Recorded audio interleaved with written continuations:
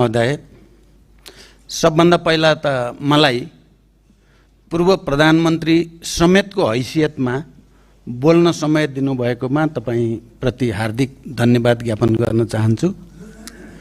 Gen Z आन्दोलन पछिको नयाँ र केही असाधारण परिस्थितिमा सम्पन्न निर्वाचनबाट पूर्व प्रधानमन्त्रीहरूमध्ये म एक्लै निर्वाचित भएर आज यो प्रतिनिधि सभाको बैठकको रुस्टममा उभिँदा केही असहज, केही गर्व सहित चुनौतीपूर्ण जिम्मेवारीको महसुस मैले गरेको छु।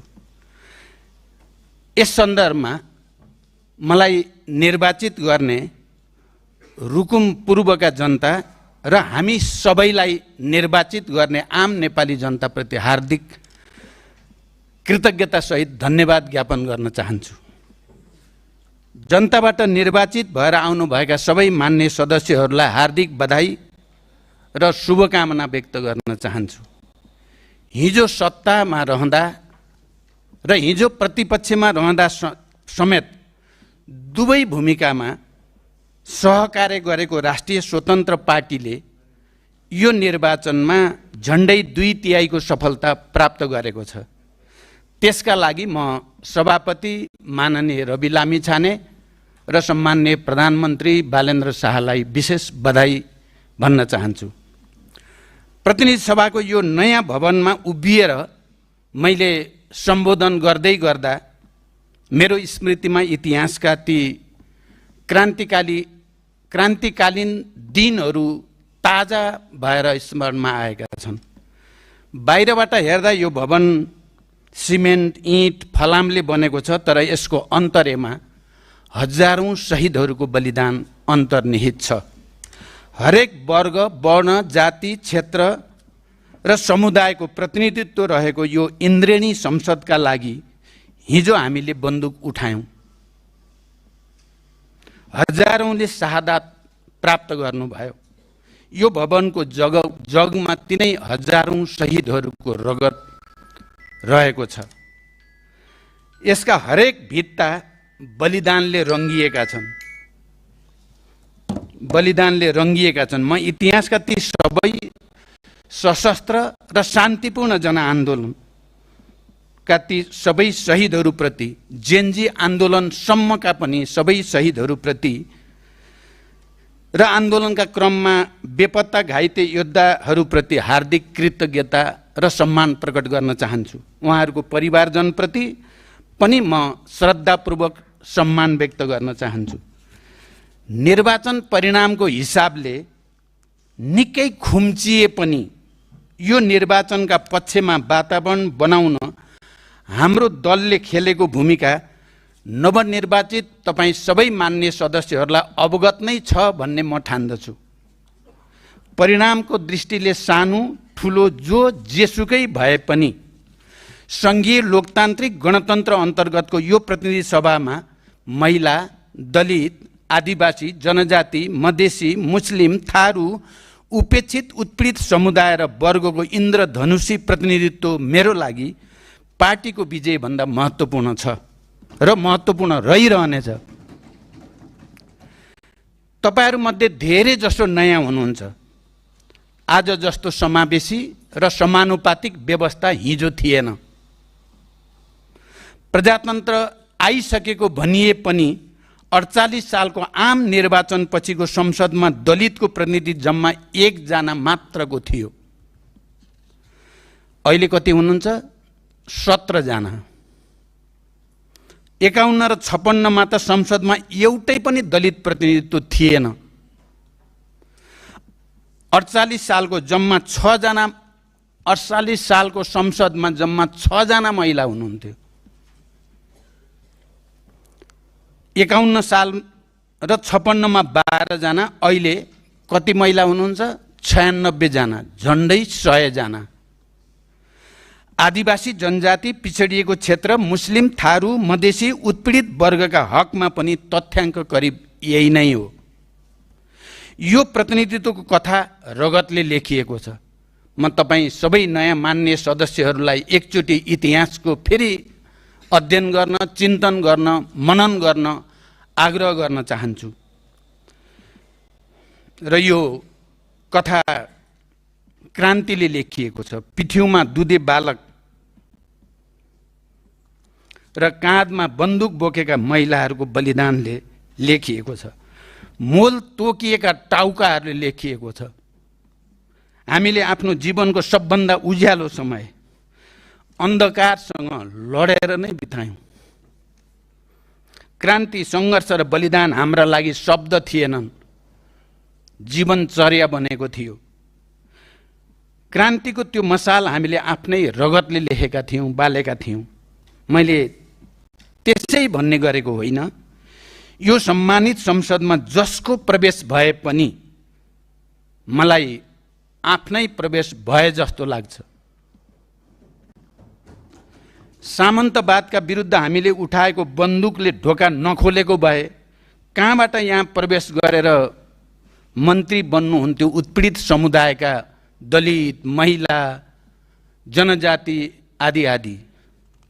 शान्ति प्रक्रिया लगत्तै काठमाडौँका भित्ताहरूमा हामीले मधेसी हुनुको गर्व स्थापित गर्ने अभियान सञ्चालन गरेका थियौँ। मलाई लाग्छ I'm having a baby.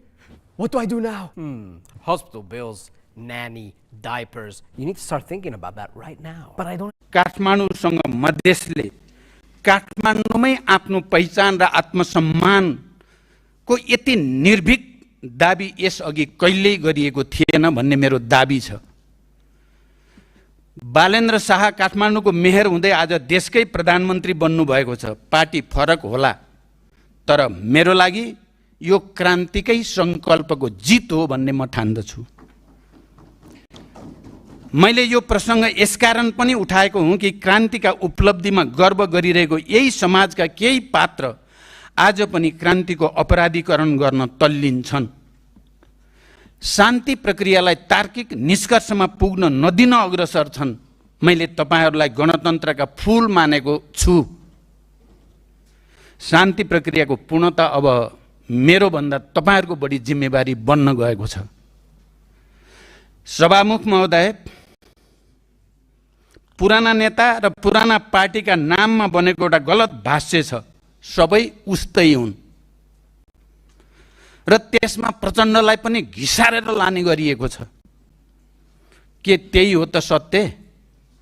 होइन। राष्ट्रिय स्वतन्त्र पार्टीका हकमा त झन् बिल्कुल हुँदै होइन। अघिल्लो संसदमा मैले प्रधानमन्त्रीका रूपमा पनि र प्रमुख प्रतिपक्षी दलको नेताको हैसियतमा पनि राष्ट्रपासँग दह्रो सहकार्य गरेको थिएँ। दह्रो सहकार्य। सरकारमा हामीले सुशासनका माध्यमबाट लोकतन्त्रको राम्रो सर्भिसिङ सुरु गरेका थियौँ। सेवा प्रवाहको सरलीकरण र मेरिटोक्रेसीमा जोड दिएका थियौँ। ललिता निवासको विस्तृत अनुसन्धान र जग्गा फिर्तीको प्रक्रियादेखि भुटानी शरणार्थी प्रकरणको निष्पक्ष अनुसन्धानबाट हामीले विधिको शासन अगाडि बढाउने ठुलो जमर्को गरेका थियौँ। कानुनमाथि नै शासन गरिरहेका देशका सबैभन्दा ठुला माफियासँग हामी निडरताका साथ लडिरहेका थियौँ। पछि तिनै तत्त्वहरूले देशको पहिलो र दोस्रो दल मिलाए र प्रतिपक्षका रूपमा हाम्रो सङ्ख्या सानो हुन गयो। तर त्यो सानो सङ्ख्याले 2/3 विशाल सत्तापक्षका हरेक व्यथितिका विरुद्ध लडी नै रह्यो। 2/3 अहङ्कारको हामीले प्रतिरोध गरि नै रह्यौँ। यो पृष्ठभूमिमा सबै उस्तै हुन् भन्ने भाष्य बिल्कुल गलत छ र म यो सम्मानित सदनको अगाडि त्यसलाई पुरै खारेज गर्न चाहन्छु।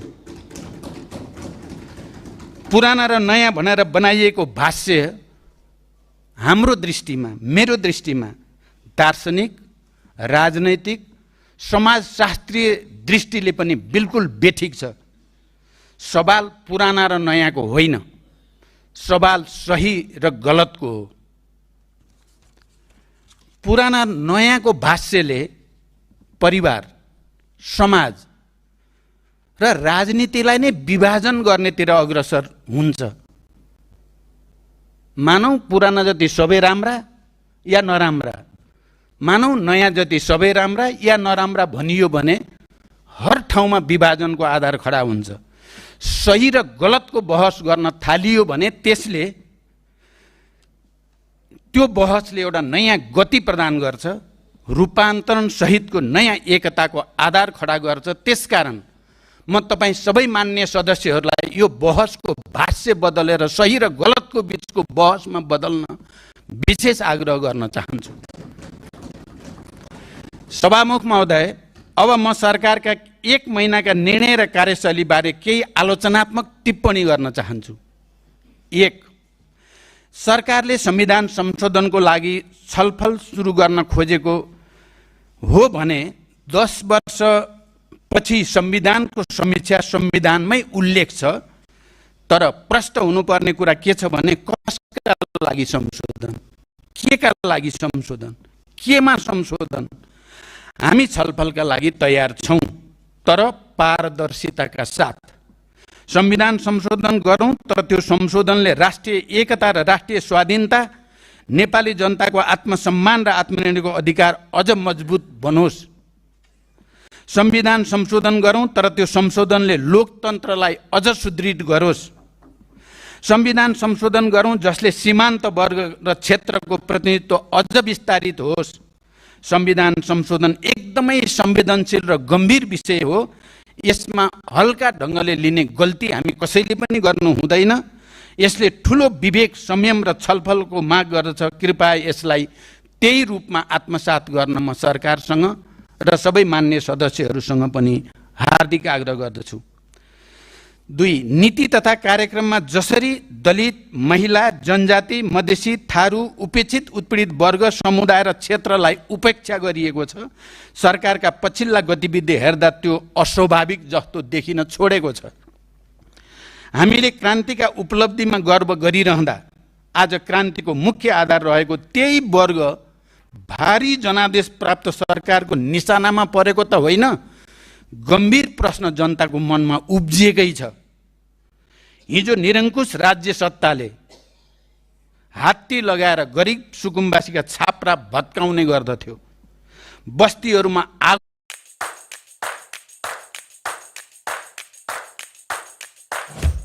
आगोको बिचल्ली बनाइएको छ।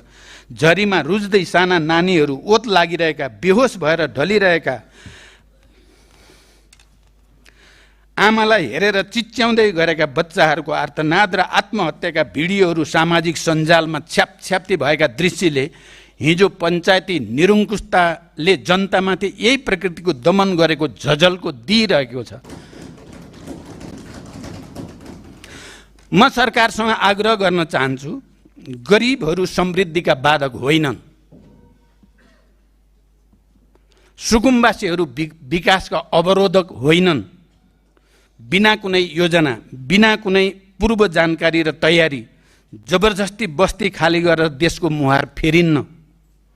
जसको केही हुन्न उसको सहारा राज्य बन्नुपर्छ भनेर नै नेपाली जनताले लामो लडाईँ लडेर संविधानमा आवासको अधिकार र चाहिँ गरिबको अधिकार लेख्न सफल भएको हो। जबरजस्ती उठीवास होइन, व्यवस्थित र वैज्ञानिक बाटोबाट भूमिमाथिको स्वामित्व, जीविकोपार्जन तथा बसोबासको ग्यारेन्टी गरेर मात्रै सुकुम्बासी समस्याको हल सम्भव छ। मेरो आग्रह छ, गणतन्त्र ल्याउन सबभन्दा बढी योगदान गर्ने गरिब, मजदुर, किसान, निमुखा वर्गलाई न्याय दिने अब तपाईहरूको मुख्य जिम्मेवारी बन्नुपर्दछ। तिनीहरूलाई सताउने काम बिल्कुल बन्द गर्नुपर्दछ। जनतालाई उठीवास लगाएर बिचल्ली पारेर लोकतन्त्रको सर्भिसिङ हुनै सक्दैन। यसमा सरकारले गम्भीरतापूर्वक पुनर्विचार गरोस्। म सुझावको रूपमा गम्भीर रूपले यो विषय राख्दैछु। सरकारको रोडम्याप लोकतन्त्रलाई बलियो बनाउने र इतिहासका सङ्घर्ष र सङ्घर्षका पात्रहरूलाई सम्मान गर्ने हुनुपर्दछ। सङ्घर्षका उपलब्धिहरूलाई रक्षा गर्नेतिर सरकारको ध्यान जानुपर्दछ। विद्यार्थी वा निजामती राष्ट्रसेवक वा कुनै पनि नागरिकलाई आफ्नो आवाज उठाउनबाट वञ्चित गरेर लोकतन्त्र बलियो बनाउन सकिँदैन। जयतु संस्कृतम को समयदेखि पछिल्लो जेनजी आन्दोलनसम्म पनि विद्यार्थीहरूले राजनीतिक परिवर्तनको अग्रभागमा रहँदै आएको इतिहास छ। आज अस्तित्व नै नरहने किसिमले अब तिमीहरूको आवश्यकता छैन भन्यौ भने त्यो केवल विद्यार्थीहरूमाथि मात्रै अन्याय हुने छैन, बरु राजनीतिक इतिहासप्रतिको अपमान र अवमूल्यन हुन जानेछ। विश्वविद्यालयमा मेरिटोक्रेसी र शिक्षा क्षेत्रमा समग्र रूपान्तरण गरौँ। मेरो पछिल्लो कार्यकालमा हामीले यसको सुरुवात गरेको पनि हो, तर विद्यार्थी सङ्गठनहरू यसको बाधक हुन् भन्ने चिन्तन गरियो भने त्यो चिन्तन बिल्कुल गलत चिन्तन हो। शैक्षिक क्षेत्रको व्यथिति रोक्न, लोकतन्त्रलाई अझ अग्रगामी दिशामा विकास गर्न विद्यार्थीहरू अवरोध होइन, हाम्रा गतिलाई सहयात्री बन्न सक्छन्। सुधार गर्नुपर्ने कुरा सुधार गरौँ, तर आवाज नै थुन्ने गरी कदम चाल्नु बिल्कुल स्वीकार्य हुन सक्दैन। नेपालको संविधान तथा संयुक्त राष्ट्रसङ्घको सदस्यका हैसियतले नेपालले गरेका विभिन्न अन्तर्राष्ट्रिय सम्झौताहरूले समेत सङ्गठित हुन पाउने अधिकारको रक्षा गरेको छ। श्रमिकहरूले आफ्नो हितको पैरवी गर्न पाउने व्यवस्थाका पक्षमा विश्वका कुनै पनि सरकारले छेकेबार लगाउने गरेका छैनन्। आधुनिक लोकतन्त्रको मुख्य आत्मा नै ट्रेड युनियनहरू हुन्। लोकतान्त्रिक मूल्यहरूको रक्षा र संविधानले परिकल्पना गरेको समाजवाद उन्मुख नेपाल निर्माणका लागि उनीहरूको भूमिका महत्त्वपूर्ण र अपरिहार्य छ। संसारभरिका क्रान्ति र परिवर्तनका इतिहासहरू श्रमिक आन्दोलनका गाथाले भरिएका छन्। म तपाईँ सबै युवा सांसदहरूलाई यसबारे गम्भीरतापूर्वक अध्ययन गर्न, चिन्तन गर्न र मनन गर्न अनुरोध गर्न चाहन्छु। तर लामो सङ्घर्षबाट प्राप्त अधिकार खोज्ने दिशामा अघि बढियो भने त्यो दुर्भाग्यपूर्ण हुन सक्छ। म अहिले योभन्दा बढी शब्द प्रयोग गर्न चाहन्न। लोकतन्त्रका संस्थाहरूलाई हामीले नष्ट गर्नेतिर होइन, निर्माण गर्नेतिर जोड गर्नुपर्छ, सुधार्ने र अझ सशक्त बनाउनेतिर जोड गर्नुपर्छ। यही नै लोकतन्त्रको सौन्दर्य पनि हो। विगतमा अभिव्यक्ति स्वतन्त्रताको पक्षमा उठेको आन्दोलनपछि बनेको सरकारले संविधान प्रदत्त पूर्ण प्रेस तथा अभिव्यक्ति स्वतन्त्रतामा सङ्कुचन गर्ने काम गर्न खोज्नु पनि विडम्बनापूर्ण हुनेछ। हिजो हामीले बोलेकै भरमा थुनिनु पर्ने परिस्थितिको विरोध गर्यौं, तर आज हामी मिडिया संस्थाहरूलाई नियमन गर्ने, कमजोर गर्ने अभ्यास गर्दै त छैनौं। गम्भीर प्रश्न मानिसहरूको मनमा उठ्न थालिसकेको छ। प्रश्नहरूबाट हामी भागेर होइन, प्रश्नहरूको सही जवाफ दिएर मात्रै हामीले लोकतन्त्रलाई सुदृढ गर्न सक्छौं। यसमा पनि हामी सबैको ध्यान गहिरो गरी जान जरुरी छ। मेरो आग्रह छ, संख्याको दम्बमा विधि मिच्ने काम नहोस्। तपाईहरुलाई जनताले यति बेला विश्वास गरेका छन्, त्यो विश्वास विधि बलियो बनाउने तर्फ लागोस्। आफैले बोलाएको संसद स्थगित गरेर जनप्रतिनिधिहरूलाई छलेर एकपछि अर्को अध्यादेश मार्फत शासन चलाउन खोज्नु लोकतन्त्रको भावना विपरीत छ भन्ने कुरा हामी सबैले महसुस गर्नै पर्दछ। जसरी प्रतिशोधको गन्ध आउने गरी धरपकड सुरु गर्नुभयो, सरकारको आलोचना गर्नेहरूलाई थुन्ने काम गर्नुभयो, यो लोकतान्त्रिक पद्धति र प्रणालीका लागि स्वीकार्य पनि हुन सक्दैन। यसमा पनि गम्भीर ध्यान जाओस् भन्न चाहन्छु। हिजो पुराना भनिएका दलहरू सबै उस्तै हुन्, सबै खतमै छन् भन्ने भाष्य निर्माण गरियो। मैले यसबारे अघि नै भनिसकेँ, तर आज तपाईहरु पनि त्यही स्वेच्छाचारिता, प्रतिशोध, लोकतान्त्रिक मूल्यमा आघात गर्दै संसद छल्ने काम गर्नुभयो भने र सम्पत्ति विवरणबारे जनस्तरबाट प्रश्न उठेपछि त्यसको पारदर्शी जवाब दिनुको सट्टा त्यसबाट पन्छिन खोज्नुभयो भने तपाईहरुले हिजो भन्ने गरेका कुराहरूको औचित्य तपाईहरुले कसरी पुष्टि गर्न सक्नुहुन्छ, मलाई चिन्ता लागेको छ। सीमा क्षेत्रमा आफ्नो दैनिक जोहो गर्न भारतीय भूमिबाट घरायसी प्रयोजनका लागि सामान ल्याउँदा समेत त्यो कार्य सरकारका लागि राजस्व छली हुन पुग्यो। तर सीमाबाट हुँदै आएको ठूलो मात्राको तस्करी रोक्ने सरकारको रोडम्याप चाहिँ के हो, प्रष्ट हुन सकेन। म सरकारसँग सभामुख महोदय मार्फत विशेष आग्रह गर्न चाहन्छु, तस्करी रोक्ने अरबको जो तस्करी सीमा वारपार हुने गरेको छ त्यसलाई रोकौं। 100 रुपैयाँको सामान सिमानामा बस्ने गरिब मधेसीहरूले ल्याए भनेर त्यसलाई रोक्न खोज्नु र एउटा चित्र मैले देखेँ, 1 दर्जन केरा ल्याउँदा सुरक्षा प्रहरीले कर तिर्न पर्छ भनेपछि त्यो केरालाई लात्ताले हानेर फालेको दृश्य कम दर्दनाक छैन भन्ने कुरा पनि म भन्न चाहन्छु।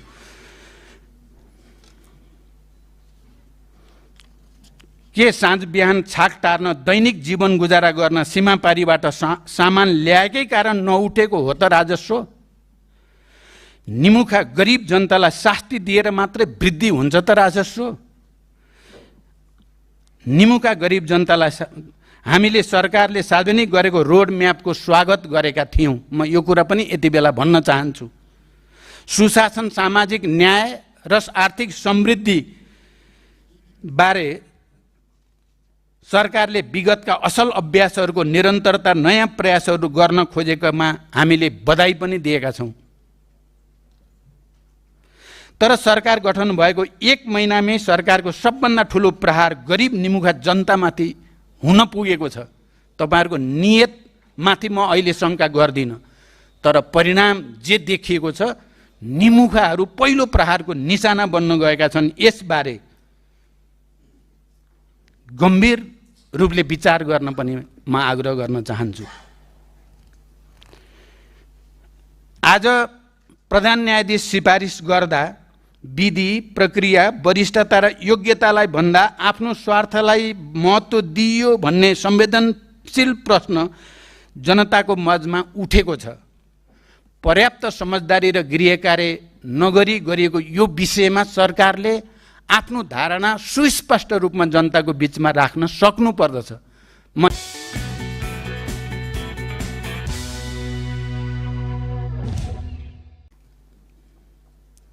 सभामुख महोदय, सम्माननीय राष्ट्रपतिज्यूबाट सरकारको वार्षिक नीति तथा कार्यक्रम यस सम्मानित संसदमा प्रस्तुत भइ नै सकेको छ।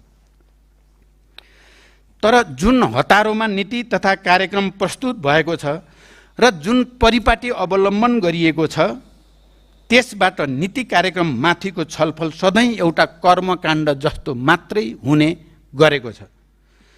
मान्य सदस्यहरूलाई स्मरण नै होला, मैले आफ्नो पछिल्लो कार्यकालमा नीति तथा कार्यक्रममाथि समावेशी र पर्याप्त छलफल गर्ने विधि र परिपाटी सुरु गर्न थालेको थिएँ। नीति कार्यक्रम र बजेट कार्यतालिकामा नै परिवर्तन गरी नीति कार्यक्रममाथि सबै पक्षसँग व्यापक छलफल गर्ने, मान्य सांसदहरूका सुझाव समेतका आधारमा नीति कार्यक्रममा परिमार्जन गरेर मात्रै बजेटले त्यसलाई समर्थन गर्ने गरी अभ्यास सुरु गरिएको थियो। त्यसो हुन सकेको भए नीति तथा कार्यक्रम कर्मकाण्डी बन्ने थिएन। वास्तविक अर्थमा लोकतान्त्रिक विधिद्वारा हामी सबैको सामूहिक बुद्धि र विवेकको केन्द्रीकृत अभिव्यक्तिका रूपमा त्यो प्रकट हुन सक्दथ्यो। विडम्बना वर्तमान सरकारले त सीमित छलफललाई समेत झन खुम्च्यायो। हाम्रो अहिलेको आवश्यकता धेरै नीतिहरूमा क्रम भङ्ग गर्ने आवश्यकता हो। तदर्थवादी परिपाटीले हामीले जति नारा दिए पनि नयाँ परिपाटीको विकास गर्न सक्दैनौँ। यसमा पनि गम्भीर बन्न म सरकारको ध्यानाकर्षण गर्न चाहन्छु। सरकार गठन भएपछि सरकारले आफ्नो रोडम्याप सार्वजनिक गरेको थियो। विगतका कतिपय असल अभ्यास समेत समेटेको उक्त रोडम्यापका केही विषयलाई मैले अघि नै भने हामीले स्वागत पनि गरेका थियौँ। तर विडम्बना सरकारको नीति तथा कार्यक्रमले भने सत्तारूढ दलको आफ्नै घोषणापत्र, सरकारले तयार पारेको आफ्नै रोडम्याप र राष्ट्रिय सङ्कल्प पत्र वा प्रतिबद्धता पत्रको स्पिरिट समात्न सकेको देखिएन। यसले हाम्रा सामु विद्यमान समस्याहरूको सही पहिचान, विश्लेषण र सोको सम्बोधन गर्न जुन गम्भीरता र स्पष्टता बोक्नु पर्थ्यो त्यो पनि देखिएन। हरेक वर्ष सुनिने उही कुराहरू फेरि दोहोऱ्याएर हाम्रो सामु रहेका आर्थिक तथा सामाजिक समस्याहरू हल हुन सक्दैन। मैले नीति कार्यक्रम सुन्दै जाँदा कतिपय त अघिल्लो पटकका कपी पेस्ट गरे हो कि जस्तो पनि भान हुन्थ्यो। यो तरिकाले तपाईहरुमा जुन जोश, उत्साह र तपाईहरुलाई जो जनसमर्थन छ